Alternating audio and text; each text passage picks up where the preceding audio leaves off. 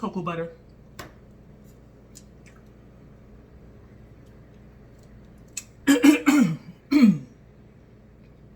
I'm free, single, sexy, yes, free, making my own money, looking for the right party. And if you're free, spit your best game at me.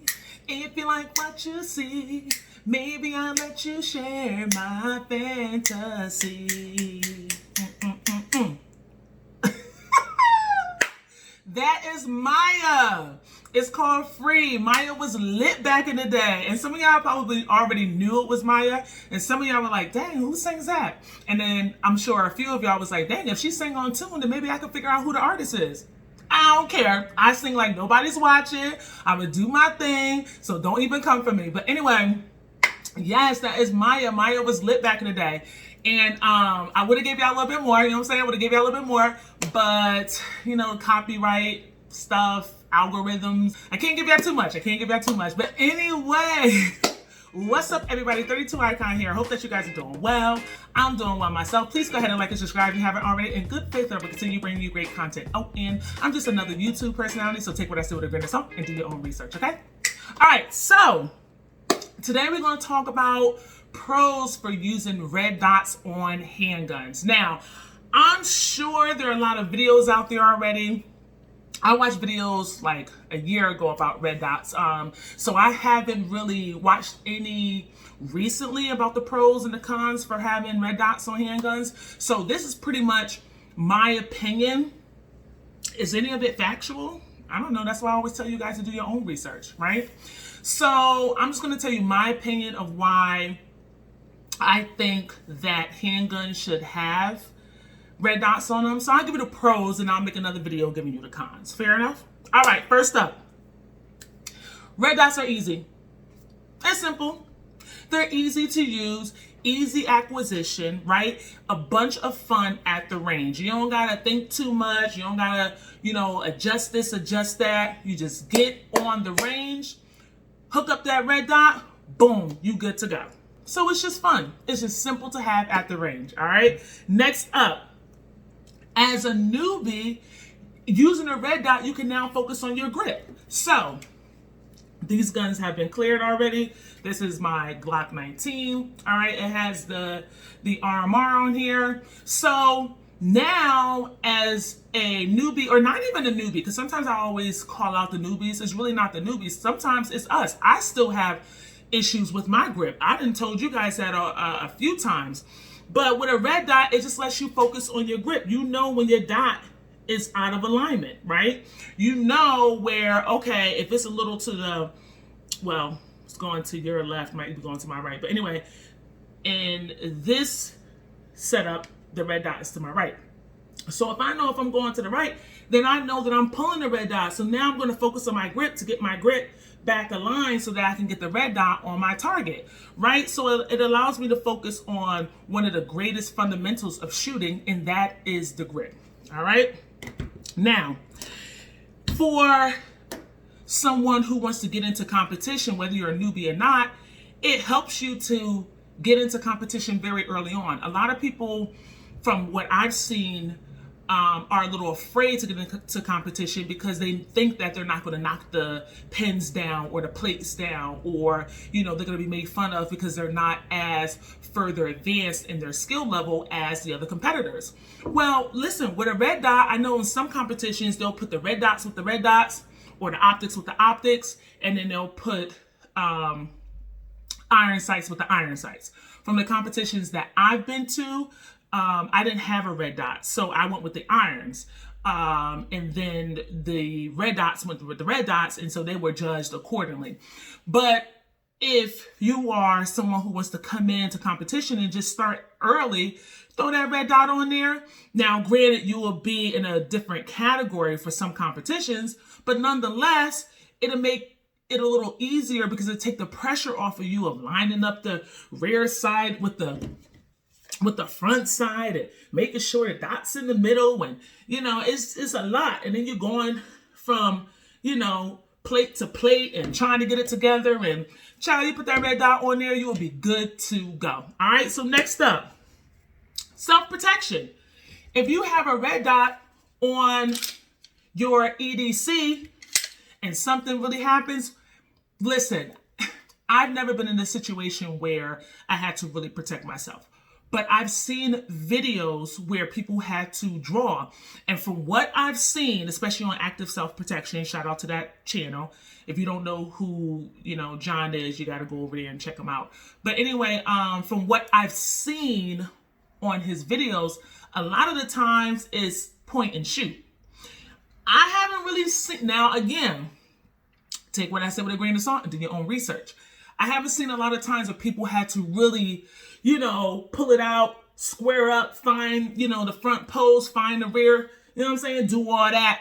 And not to say it's going to take forever to do. I'm just saying I haven't seen that. Normally what I see is they pull out, pop, pop, pop, pop. All right? So almost the same situation. If you're in a self-defense situation, you're pulling out, you find that red dot, pop, pop, pop. And maybe less stress with aligning your sights. But again, that's just my opinion. So a lot of times when we're in a self-defensive situation, so from what I've seen, it's within that 7, 8, 9 yards. And so usually it's point and shoot. Sometimes it's as close as 3 yards, point and shoot. Now, some may argue, well, Liv, do you really need a red dot for that? Well, you need some kind of sights. You need a red dot or the sights that are on the pistol. So I'm just saying that for self-defense, it might just be easier to find a dot, point, and shoot. Okay? All right, what else? Red dots can go on any size firearms, right? They could go on subcompacts. This is my CZ P10S. It could go on regular compact handguns, and it can go on full size. Now, I do not currently have a red dot on a full size firearm. I know that some people do that for competition. I haven't really found a use of having a red dot on a full size firearm. I figure at that point I have enough sight radius where I can align my sights and I'll be fine. I don't need an optic, but I'm sure there are different reasons why, people will put a optic on a full size firearm. Again, I haven't done it. And not to say that I won't, I probably would. I just haven't ventured out to that realm yet. All right, next up, age and eyes, right? Age and eyes is a reality. Whether you're young or old, the fact of the matter is, at some point, your eyes will go.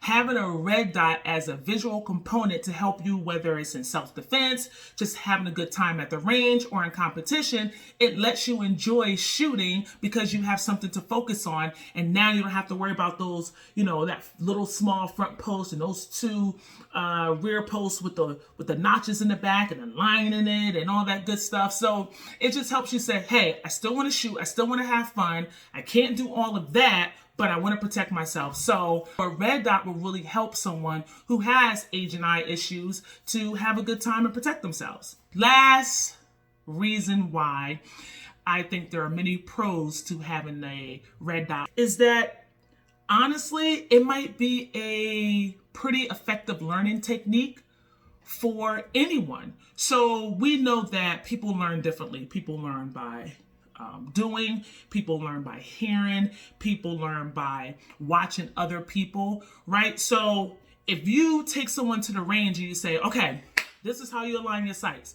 Got to be on the sight. This is how you have to have a sight picture. This is where it needs to be. That could be a lot for someone who's just starting out. Whereas if you tell them, hey, this is a red dot, make sure the red dot is in the middle of the target, and bang. They might be like, oh, that's it? Okay, all right, let me see. And then that might get them to understand now sight picture and sight alignment and all that good stuff. So now they have more of an idea of, okay, so I got point and shoot down with my optic. Okay, now I got my hand grip. Okay, now let's dive deeper into, how to really focus on, getting a good sight picture and, making sure that my sight is, making sure that my targets are aligned on my sight. So now you could get into the details of it. Like, say, for example, you're an art teacher.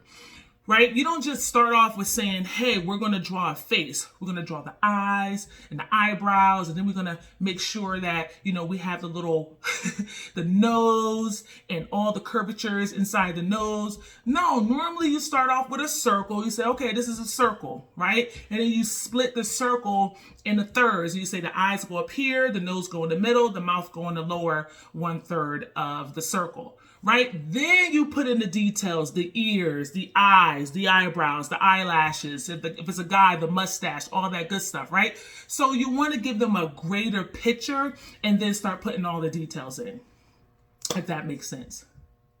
Does it make sense?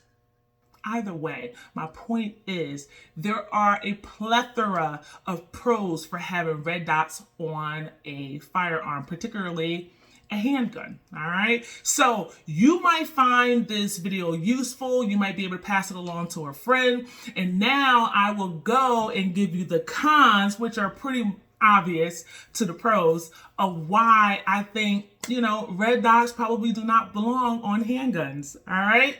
Or at least the cons of having them on there is something that you should think about. All right. So listen, I hope this video was helpful. Thank you guys for watching. I hope you're treating one another with kindness, and I'll see you on the next video. Thanks. Peace.